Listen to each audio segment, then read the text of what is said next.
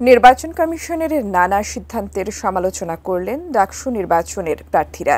পরীক্ষা চলমান রেখে নির্বাচন, সেনা সদস্য মোতায়েনের মতো সিদ্ধান্ত, প্রায় 40,000 ভোটারের জন্য মাত্র 8টি কেন্দ্র, এমন নানা ইস্যুতে কমিশনের নেয়া পদক্ষেপে ভোটের মাঠে বাধা সৃষ্টি করবে বলছেন তারা।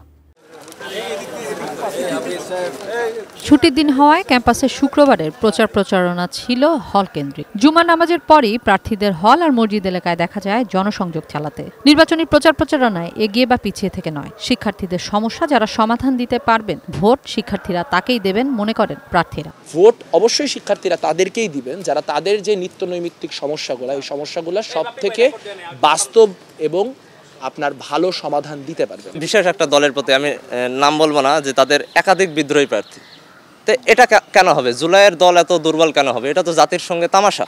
এটাই অতিষ্ঠ হয়ে আমি এখানে দাঁড়াইছি। মিথ্যা প্রতিশ্রুতি বা ইশতেহার নামক শব্দটাই ব্যবহার করতে চাই না, আমি কোনো ইশতেহার দিব না।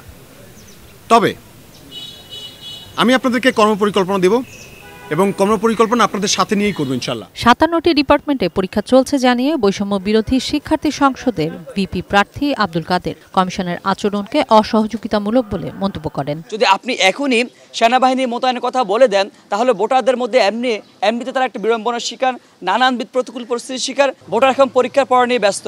আমি যদি হুট করে বলি যে ভাই আমাকে ভোট দেন, সে নিজেও বিরক্তির শিকার হবে, আমিও নিজেও বিড়ম্বনার শিকার হব। কালার এক্সপার্ট, জর্জ স্যাপ এবং মাইল্ড অন হ্যান্ডস টেকনোলজি সমৃদ্ধ অরিক্স ক্রিস্টাল ওয়াশ আপনার লন্ড্রি এক্সপার্ট।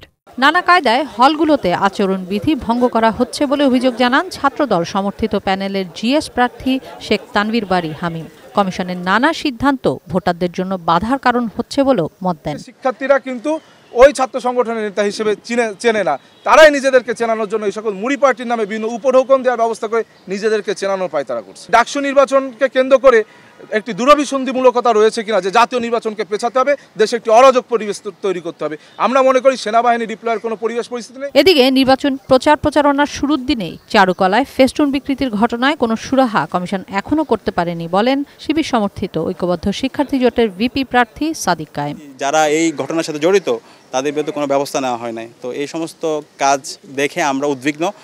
আমরা নির্বাচন কমিশনকে অনুরোধ করব তারা যেন আরও বেশি দায়িত্বশীল আচরণ করে। আমরা আশা করব যখন কোনো একটা সিদ্ধান্ত নেবে সকল অংশীজনদের সাথে আলাপ করা, এবং আলাপ করে তারপর এই সিদ্ধান্তগুলো, এই নোটিশগুলো আসলে ভালো হয়। কিশোর জাহান, এটিএন নিউজ, ঢাকা।